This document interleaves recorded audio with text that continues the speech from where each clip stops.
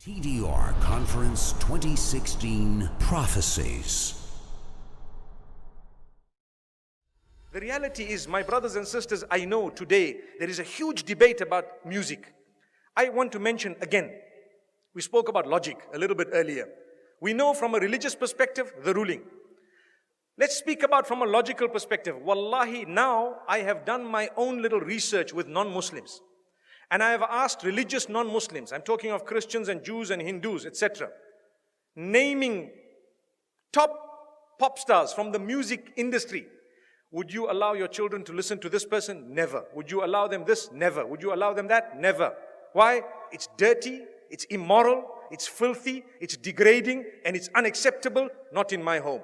But you're a Christian, I know, not allowed. But you're a Jew, not allowed in my home.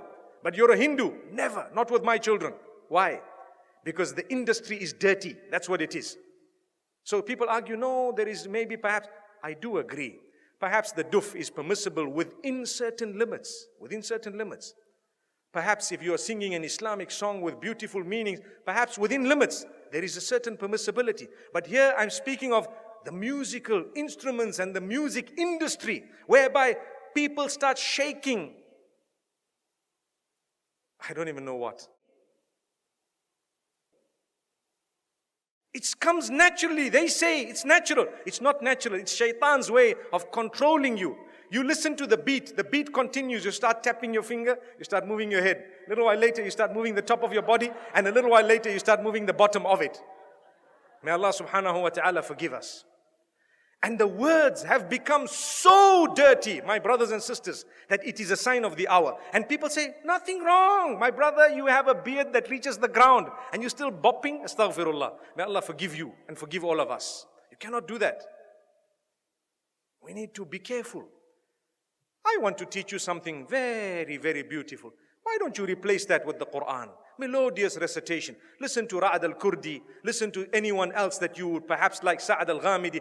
Beautiful recitals of your choice. Abdul Basit, Abdul Samad, whoever else you like. There will be so many people. Replace it. It's beautiful. It's soothing.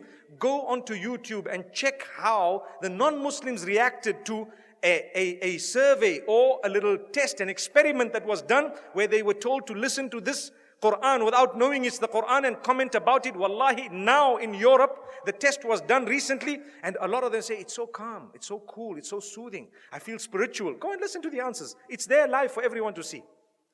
And we Muslims who have the Quran, we are not achieving any soothing, no comfort, no nothing from this. How and why? Surely you can replace it. I would rather be resurrected and arrive in the presence of Allah subhanahu wa ta'ala, having known as a person who gave up dirty music for the words of yours, O Allah. I didn't want to listen to all of this. I gave it up. I know there was a debate about halal, haram. I do know the majority of the scholars said it's not permissible. I do know some of them said, okay, within a certain scope it's okay. But remember, those who say within a certain scope it's okay, none of them say that the musical industry of today is permissible. Not even one of them.